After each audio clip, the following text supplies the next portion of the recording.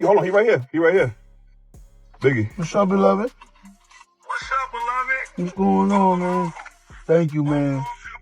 Thank you, man. Thank you, man. I'm just trying to get... I think two egos was just coming together, two big personalities.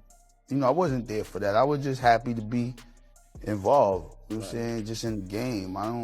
The entire hip-hop universe woke up in absolute shock because after years of silence, rumors, jail calls, subliminals, and half-told stories, Max B has finally broken his silence about that now-viral performance where he dissed Jim Jones' Fiancée.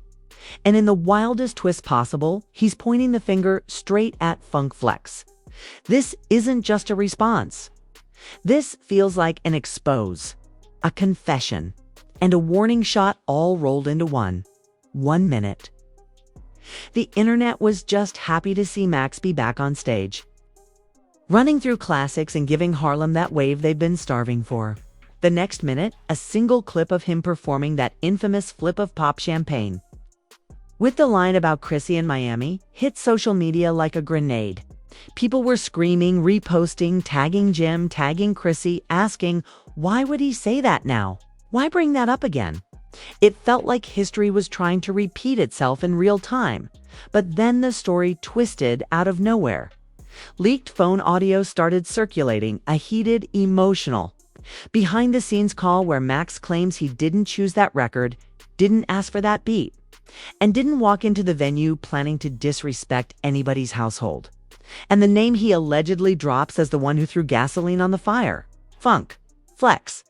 Now fans are split. Was Max just caught in a Flex-made setup? Was he forced into a moment that made him look messy? Or is blaming Flex just the latest twist in a Harlem saga that refuses to die? Because tonight, we're digging into all of it. The moment that clip hit the internet, the entire culture felt the ground shake beneath it. People weren't just watching a performance. They were watching a ghost from Harlem's most chaotic era rip open a wound nobody thought would bleed again. Max B on stage, the crowd screaming, lights flashing like paparazzi explosions. And then that beat drops out of nowhere like someone resurrected a curse. And when Max leaned into that mic with that smirk only he can make, and let that line fly about Chrissy in Miami, the whole room froze like time itself malfunctioned. It was the kind of moment that makes a place go silent before it erupts into chaos. It's a kind of moment that travels through social media faster than sound itself. 10 seconds later, the clip was ripped, reposted, and spreading like wildfire across every platform imaginable. Fans were screaming, bloggers were typing like their keyboards owed them money. And even people who swore they were done with the old Harlem drama suddenly became experts again, talking like they had a front row seat during the original beef, but behind all that screaming and typing, there was a detail nobody caught at first. The shock was so loud that the truth got buried. Because if you really watch that clip, if you pause it at just the right second, you can see Max's face change not in confidence, not in malice, but in confusion. It was a flicker, a tiny flash before he snapped right back into performer mode. That was the first sign that something wasn't adding up. Because Max wasn't supposed to be performing that song. It wasn't on the set list. It wasn't on the rehearsal notes. It wasn't even on the USB he handed the DJ that night. That track, the one with the most infamous bar in their entire history, materialized out of thin air like someone wanted it there, like someone wanted a moment, like someone wanted to start something. Fans didn't pick up on that instantly. They were too busy arguing, screaming about whether Max purposely reignited the beef or whether Jim Jones should respond. But the people inside the venue, the ones who heard the shift from the speakers, the ones who saw Max turn around in confusion before nodding like a pro and performing anyway, they were the ones whispering. They were the ones recording from angles nobody else had. And they were the first ones to leak that phone call later that night, the call that flipped the entire narrative upside down. Because after the show, after the posts, after the blogs ran headlines like Max be wilding out, there was a moment backstage where everyone close to Max was trying to figure out what happened. His manager looked furious. The DJ looked guilty. The stagehands looked terrified. And Max, He looked annoyed not because of the line, not because of the crowd reaction, but because he genuinely didn't understand how that song even got cued. That's when the whispers about Funk Flex started flowing around the room like cold air. At first they were quiet, then louder, then undeniable. Flex was here earlier. Flex handed over a file. Flex said he had some joints ready for the wave. Suddenly, the pieces lined up in a way that felt almost too dramatic to be real. But then came the leaked call. The one where Max's voice wasn't angry, it was exhausted, disappointed, almost irritated that the internet was already twisting him into a villain again. He said straight up that he didn't pick that song. He didn't request that beat.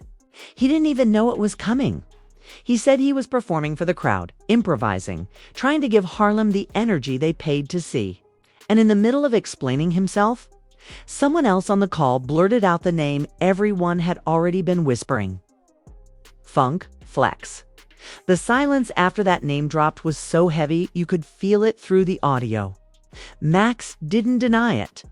He didn't confirm it either. He just sighed, the kind of sigh that comes from a decade and a half of watching other people stir pots. He doesn't want stirred anymore. And then he said something that made the whole internet pause. That wasn't my move. That wasn't my plan. If he'd stopped there, maybe the story would have calmed down. Maybe people would have cooled off and gone back to arguing about whose album of the year was better. But, of course, that wasn't the end. Because right after Max tried to explain himself, someone else jumped on the call and said, "Bro, Flex been calling around all week, talking about he got records for the wave. He been moving funny." That's when the real theories started exploding online. Some said Flex wanted to create a moment on purpose because drama sells, especially when it involves two Harlem legends with history deeper than most rap beefs. Others said Flex never forgave Jim Jones for their own rocky moments over the years and saw this as an opportunity to stir the pot without getting his hands dirty. And then there was the wildest theory, the one people whispered but didn't type publicly at first, that maybe Flex wanted to revive Max versus Jim for one reason. It's good for radio. It's good for ratings. And good for relevance, but everything got messier when an anonymous industry insider, Count, posted a DM claiming Flex tried to pass off classic Max joints to the DJ earlier that night. The message wasn't confirmed, but once it hit Twitter, everyone treated it like scripture. They started connecting dots that might not even exist. Flex was at the venue. Flex was talking big earlier that week. Flex was hyping Max's return. Flex was teasing Harlem moments before the show. It was too easy, too convenient, too perfect of a villain storyline. And in the middle of all of this, Jim Jones stayed quiet. Not a post. Not a story. Not a single reaction. And that silence was louder than any diss track. Because people know Jim. If he wants to address something, he addresses it. If he wants to dismiss something, he dismisses it. But silence is dangerous. Silence means he's watching. Silence means he's calculating. Silence means something is being decided behind closed doors. But the craziest part of all wasn't even Jim's silence or the Flex allegations. It was the crowd from the venue now posting their own angles, their own clips, their own proof that Max looked genuinely blindsided when that beat dropped. And with every new video, you could see the story shifting second by second. You could see Max turning around toward the DJ like, "Word. We doing this one?" You could see him pause before spitting that line, like he was choosing between performance and peace. And then you could see him snap into the wave mode, because that's what legends do even when chaos hits the stage. But in the final seconds of part one, the real cliffhanger emerges. Someone in the comment section of one of the new leaked angles claims to have footage of Flex backstage right before the song played. They say he said something like, "Watch how the crowd reacts to this." And they swear they have it on video. Nobody knows if it's real yet. Nobody's seen it. Nobody's confirmed it. But if that footage drops, this story becomes a war. The supposed backstage clip became the new obsession overnight, and the entire internet turned into detectives hungry for the next angle.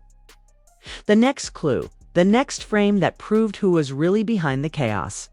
Comment sections were filling up faster than the clip could circulate.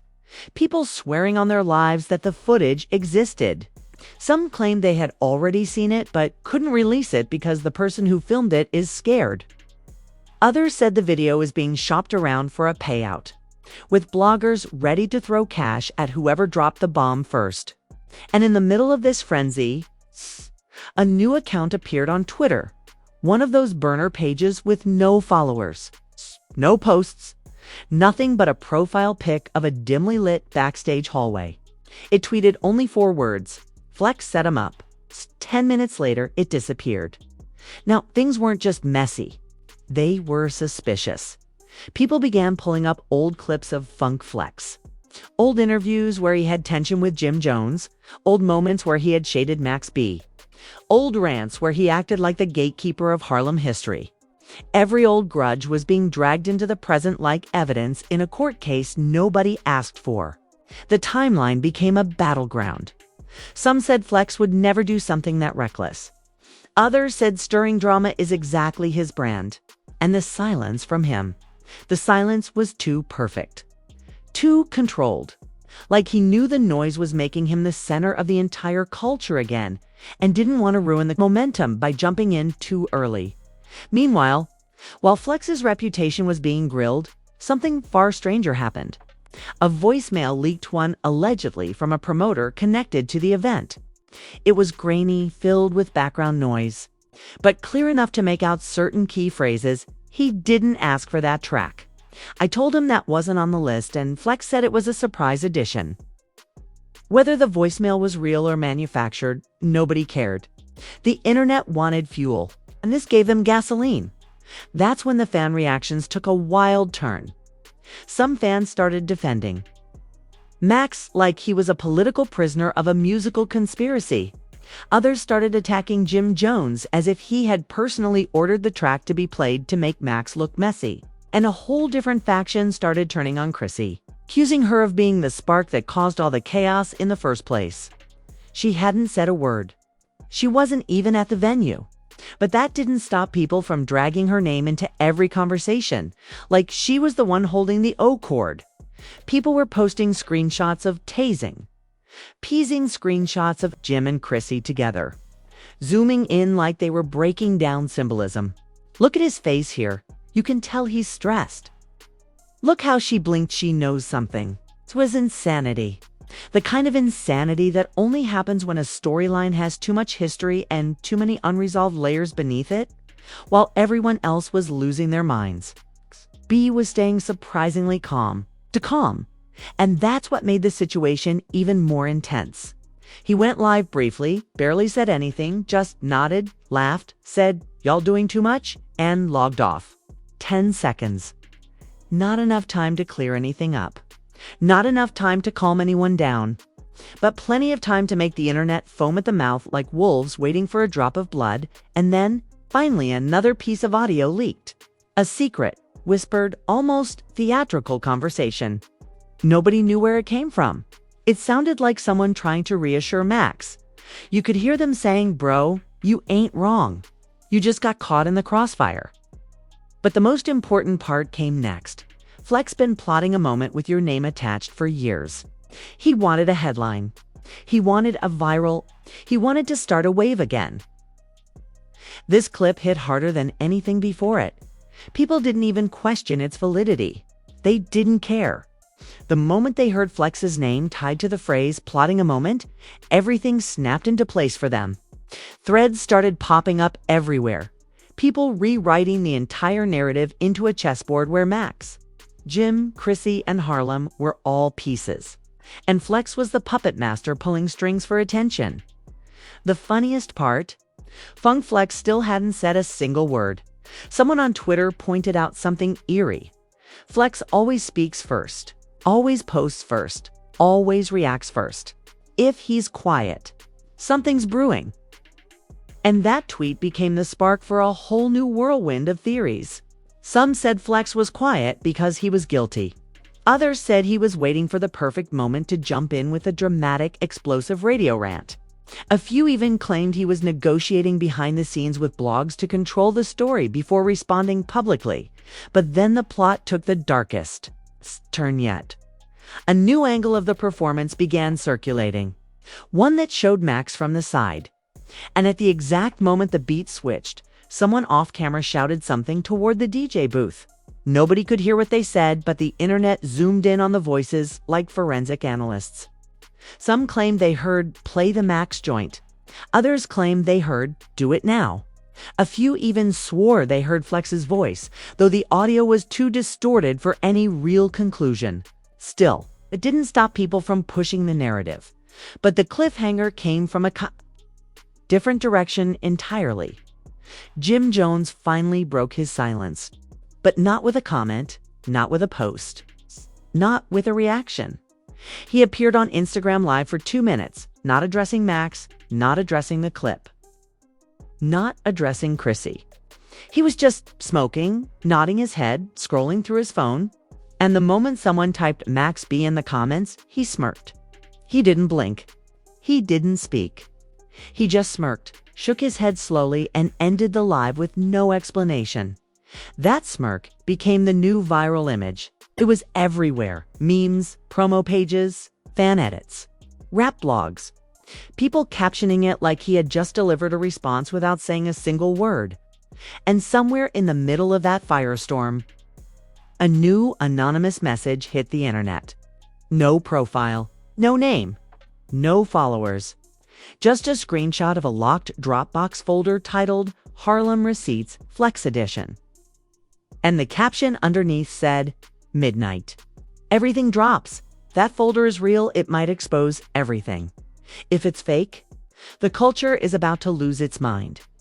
Anyway, because midnight is coming and nobody is ready." The countdown to midnight became the new obsession. Every blog, every Twitter thread, every Instagram page with a pulse was refreshing nonstop, waiting for that Dropbox link to drop like a digital bomb. Comment sections were vibrating with anticipation. People were tagging each other like it was a Super Bowl event, sending voice notes about how history was about to shift. Some rappers even jumped in the chat rooms, lurking with burner accounts, dropping cryptic comments like "y'all not ready," and disappearing without another word. Midnight wasn't even here yet, and the chaos was already. He said there were people behind the scenes who had been waiting for him to come home. Not to celebrate him, not to support him, but to stir up something messy, something profitable, something that would send every blog into overdrive. The kind of storyline that raked in views and clicks and interviews and ratings. The kind of storyline that somebody could squeeze money out of at the exact moment the internet was hungry for drama. He didn't call it a setup. He called it industry theatrics, which made it even more chilling because it sounded calculated, rehearsed, almost scripted. But before he could say more, the live glitched. The screen froze. The audio cut. The comments went wild, accusing the platform of cutting him off. Some said Flex had people watching.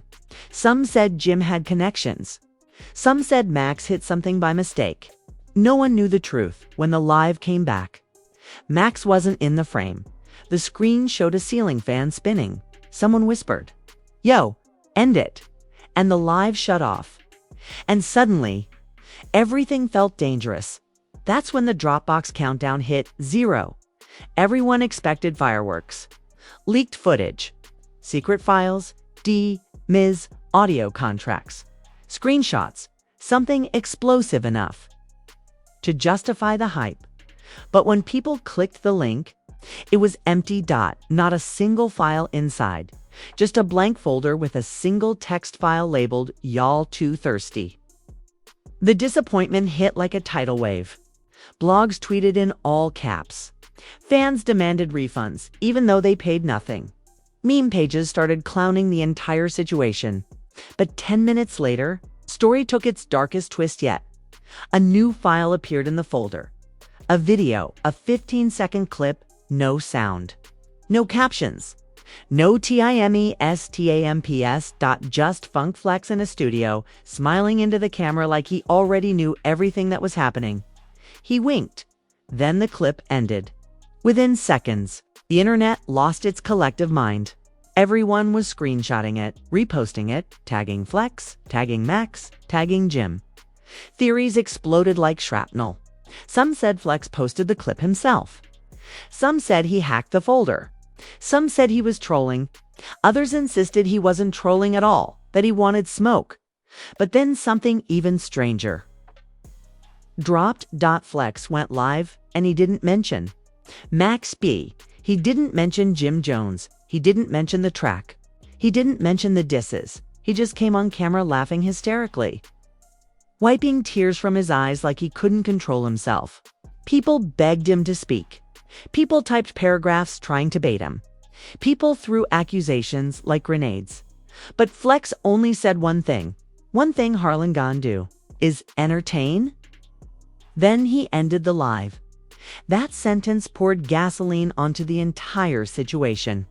It sounded like confirmation. It sounded like sarcasm. It sounded like a confession wrapped in a joke. It sounded like he was mocking everyone watching. And instantly, the backlash turned explosive. People accused him of playing puppet master for the sake of clout. Others said he was making fun of Jim. Others said he was making fun of Max.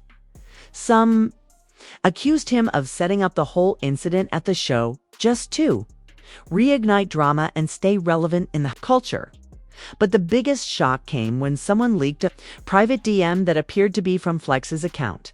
It read, "Max knew what he was doing." And underneath it, watch the next clip. Before anyone could process it, another clip leaked. A backstage angle from the performance. But it didn't show Max.